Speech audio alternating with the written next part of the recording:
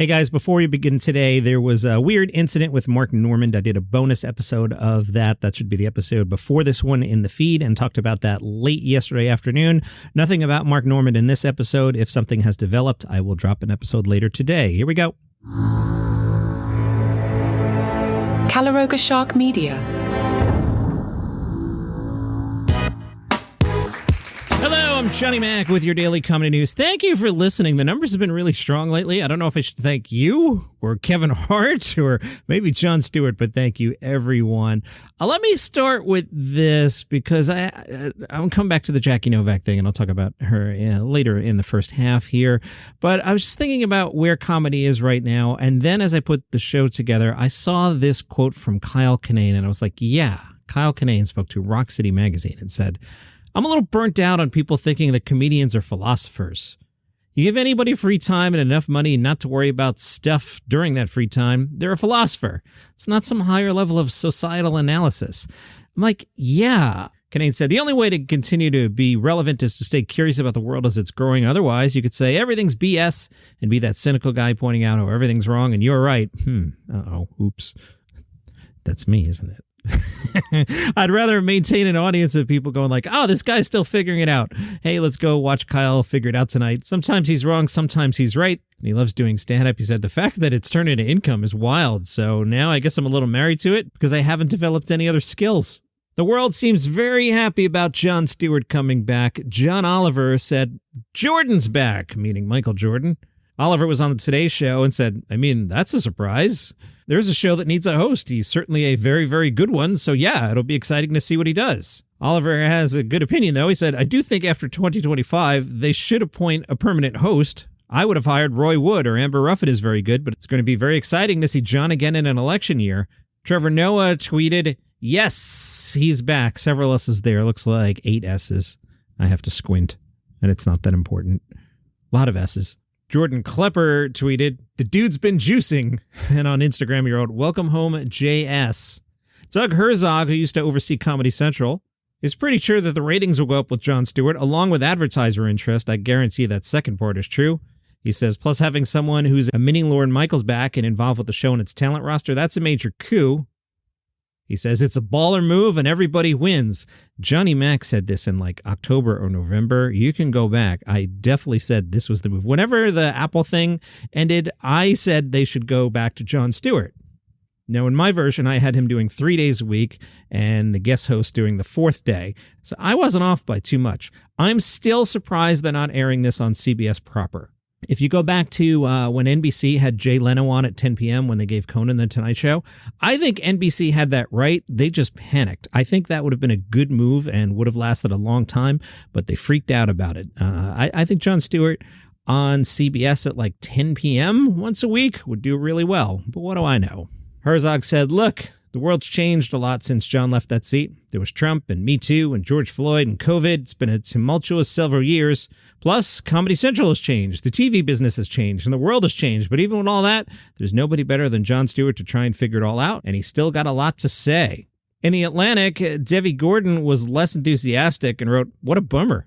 When Roy Wood Jr. stood behind Trevor Noah 2 weeks ago and Roy Wood mouthed, please hire a host, Jon Stewart was probably not who he meant. Time magazine said it's a bad omen for late night. They write, nearly a decade after his departure, Stewart is twice or 3 times the age of late night's traditional target demographic. Broadcast hosts like Stephen Colbert and Jimmy Kimmel aren't so much younger, you might point out, and age isn't necessarily correlated with relevance. That's all true. But it was the freshness of Stewart's voice that made his cable program an effective alternative to the politically cautious Lenos and even Lettermans of the Y2K era. The Daily Show seemed to understand this upon his departure. In 2015, when Trevor Noah, a biracial millennial comedian from South Africa with a notably calm demeanor, became Stewart's successor at age 31, it felt like an acknowledgement that it was time to pass the torch. That is not crazy talk to me. My children are young adults now, and they don't watch the television. Maybe if there's a big-time football game on, my son will stare at what you and I would consider to be an actual TV. Other than that, they're on their computers watching Netflix usually.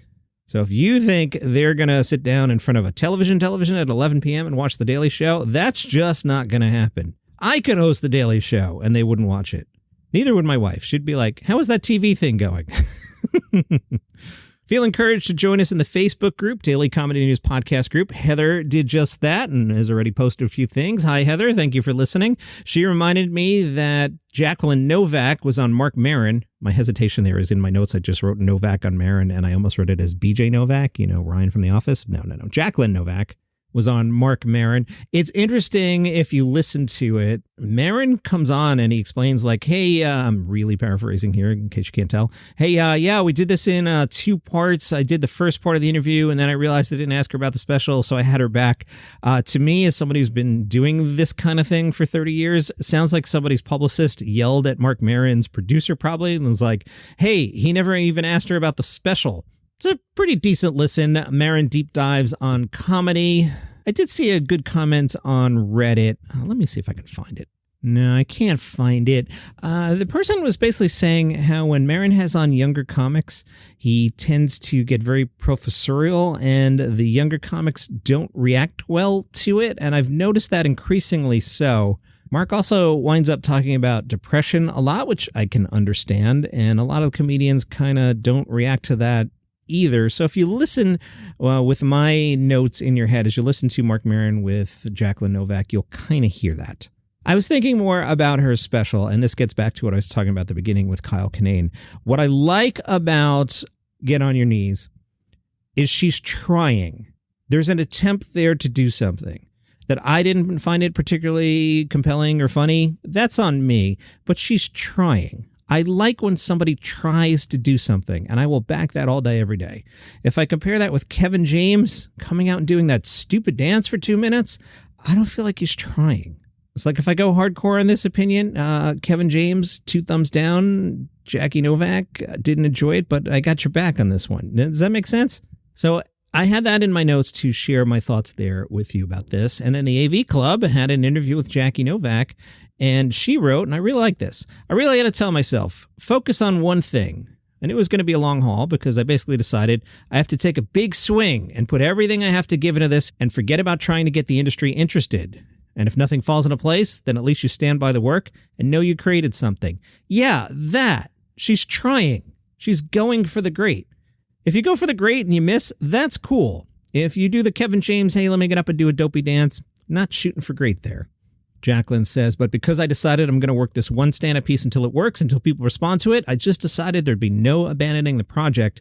There was a piece in just submitting myself to that reality. Like, it doesn't matter whether I'm doing this or that, or if people think I'm a successful comedian, I'll go do it in a backyard show. I'll do it at Edinburgh. I'll do it at a comedy club in Philadelphia, Peoria, whatever. So because I knew I was committed to the project in full, it had to be something that struck me as a challenge. If something's going to keep me interested, it's because I'm trying to crack it. I think with the show, I felt like I was trying to crack it every night. The entire time I was doing it, I felt like I was still trying to crack it the night I was taping it. Love it. Love the sentimentality. Kevin Hart is on Trevor Noah's podcast. I think it's the newest episode. Their chemistry is tremendous. I'm going to pick at the interview over the next few podcasts here. Sometimes people are like, why do you read the things? Why don't you just play the clips? I know people do it on YouTube. I'm not saying people don't do it. You can't just lift 4 minutes of Trevor Noah's audio and share it. You can look up there's a term called transformative use. So when I'm reading these transcripts and I'm commenting along, I'm taking the words and I'm adding my own opinion and I'm making my art from their art. But if I just go, hey, listen to this for 4 minutes, you can't do that. Even though I get that people do that on YouTube, you can't do that. So Kevin starts to tell a story about Bill Cosby, and Trevor's like, wait, time out. You can't just roll into a story about Bill Cosby, and they have a couple laughs about that. So Kevin says, I was in Montreal, and I forget how old Bill Cosby was. He was performing at something. Let's just call him 70-something. He comes out and he sits on a stool. Bill Cosby doing Bill Cosby. And there was a sold-out crowd at 70-something years old, Bill Cosby, without any consistency in touring, like real dedication to the craft over the course of time. At the old age of 70-something, the feeling and the joy that comes from the laughter of a crowd is what we'll forever get high off, right? I'm envious that he still gets to feel it at that age. I hope and pray when I'm at that age, I still have the desire to go in front of a crowd and do the thing that I fell in love with. Kevin talks about being that old and says, imagine they're all still buying tickets and being excited about Trevor Noah and Kevin Hart. And Trevor says, hey, don't put my name in that sentence. And then he tagged it with this. I hear what you're saying because I understand the moral of your story. What you're saying is, in life, be like Bill Cosby. On Gossip Corner, Matt Rife, he's in Australia. He was at Bondi Beach, which is a fantastic beach. If you ever make your way to Sydney, make your way to Bondi. There's a reason it's world famous. The Australian News tells us Rife kept it casual, shirtless, and wearing a cap, likely to obscure his famous face. Maybe he just wanted to keep the sun off his nose. You don't know. The shirtless moment. Oh, yeah, if he's shirtless, he's not too worried about the sun. Never mind. The shirtless moment allowed him to display some tattoos, and he was giving big Pete Davidson vibes. You know, a tall white man who makes jokes and loves inking himself up like a gang member without a sensible budget. Jay Leno was on Piers Morgan. Right as I sat down to record, I saw Piers Morgan tweeted a 1-minute clip. Jay noticeably older now. You'll hear it in his voice.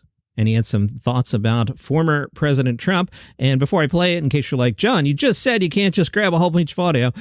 Piers Morgan shared this on social media to promote his show, so I'm helping amplify his promotion. Here's Jay Leno with Piers Morgan. What do you think of this phenomenon of Trump, the politician? I'm not a fan. I think he has, like this thing where they want to restrict him on the ballot. I'm against that because that could turn against you.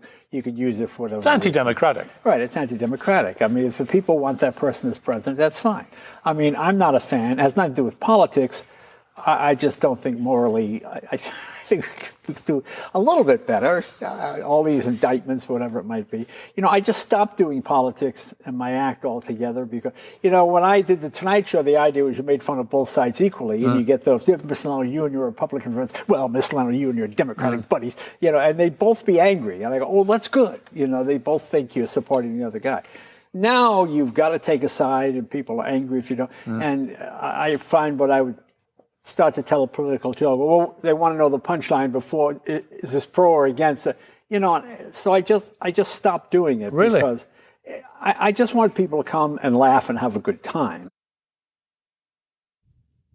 In Williamsburg, Virginia, it's the Last World Comedy Festival. 7 o'clock, Improv Showcase number 1. That's at the Last Word Theater.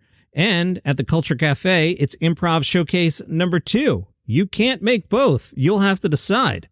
Also, at Precarious Beer Project, also at 7 o'clock, Stand-Up Showcase number 1. 8 o'clock, Improvised Jane Austen. Love it. I would absolutely hit that. And it's at the Williamsburg Regional Library, one of the world-famous comedy venues. At the Last Word Theater at 9 o'clock, Hitchcock Tales. So combine alcohol with Alfred Hitchcock. That's fun. 9 o'clock, Improv Showcase number 3. 9 o'clock, Stand-Up Showcase number 2. And at 10:30, Lost Realms, Improvised Musicals from Beyond. That's a good time. I would make you go to that and the Jane Austen thing.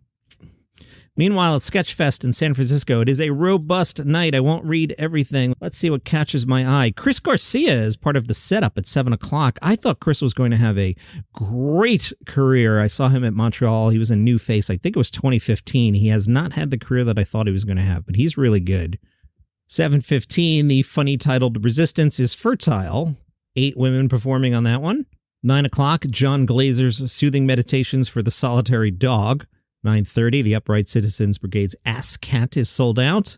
9:45, a show just titled Killer Lineup. On Killer Lineup, Aaron Chen, Chris Gethard, Christella Alonso, Josh Johnson, Joelle Nicole Johnson, and Paco Ramain.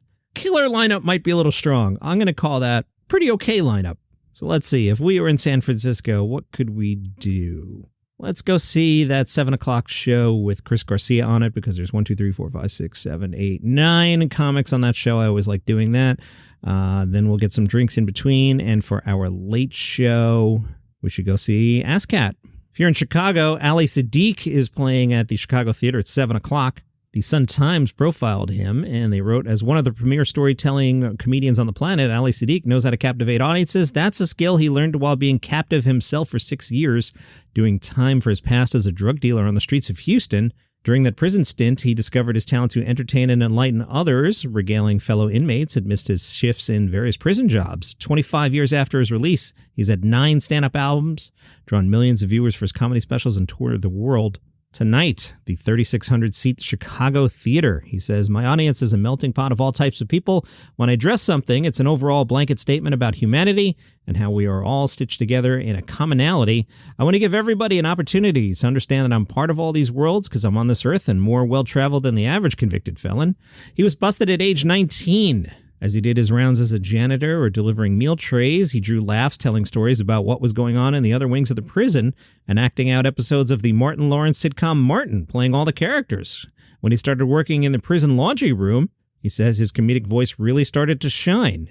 He said the key to his natural talents lay in the fact that he listened intently to everyone and everything around him, picking up others' tone, accents, and mannerisms. He says, I went to an Apollo night at a Houston club called Just Joking, where the audience really lets you know what they think of you by going crazy with their cheering and booing. The first time I went up, I dressed up because that's what I saw comics do on Def Comedy Jam, and people booed me off the stage because I wasn't dressed right for that room. 2 weeks later, I came back in a t-shirt and jeans, and I did so well that I was asked to co-host the whole night, starting just 2 months later. I'm laughing. Wednesday night, I did an industry panel, and I wore my blazer khakis combo. A friend of mine, Chris Colbert, showed up dressed more casually, and he was like, you dressed up. And I was like, dude, if I knew we were doing jeans, I would have totally done that. You know, I'm a podcaster working from the house. I'm often recording this in a hoodie and sweatpants. Today I have on the nice shirt because right after I record, I have to jump on a Zoom call. I still have casual lower gear on and my sneakers, but from the waist up, you know the trick. We all do this. I'm business casual. Business from the belt up, casual from the belt down. And that is your comedy news for today. If you enjoy the show, you can buy me a coffee or a smoothie. buymeacoffee.com/dailycomedynews. Oh my goodness. I got to stop with the smoothies because, you know, they're not 0 calories, John, but I've been going like 4 days a week now. They're so good. You know, so those extra 700 calories and that I haven't been running at all because it's been 15 degrees out. You know what happens then? Yeah, it's been happening. All right. See you tomorrow.